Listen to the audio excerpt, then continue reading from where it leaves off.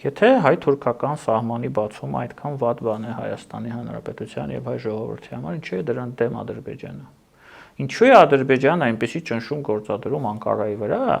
որ հենց որ Անկարան նույնիսկ այս պահին շարունակում է պայմանավորել հայ-թուրքական սահմանի բացումը եւ դիվանագիտական հարաբերությունների հաստատումը հայ-ադրբեջանական հարաբերություններով խաղաղության պայմանագրով։ Այսինքն Ադրբեջանում շատ լավ հասկանում են, որ եթե հայ-թուրքական սահմանը բացվում է, մեր տնտեսությունը ստանում է շատ լուրջ հնարավորություններ, որ այն դիվերսիֆիկացիան դեպի Եվրամիություն, դեպի հարավ, որը մենք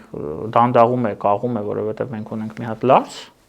որը ռուսների ձեռն է բացում, փակվում է, երբ ուզում են բացում են, երբ ուզում են փակում են, մի օր ձյուն է գալիս։ Այս դեպքում մենք ունենալու ենք ճանապարհ դեպի Եվրամիություն, մեզ մոտ նոր շուկաներ են բացվել, այդ թվում նաև մերձավոր արևելքում, անպայման չի միայն Եվրամիություն գնա։ Պարսկաստանով ճանապարհը բավականին խնդրահարույց է, Պարսկաստանի ներքին օրենսդրությունով պայմանավորված եւ այլն եւ այլն եւ այլն։ Այսինքն Ադրբեջանում շատ լավ հասկանում են ինչ նշանակություն ունի հայ-թուրքական սահմանի բացումը մեզ համար։ Իրենք էլ փորձում են դա այսպես հնարավորինս բարդացնել։ Փորձում են դա բարդացնել, որպեսզի դա տեղի չունենա, որ Հայաստանը շարունակի ունենալ կախվածություն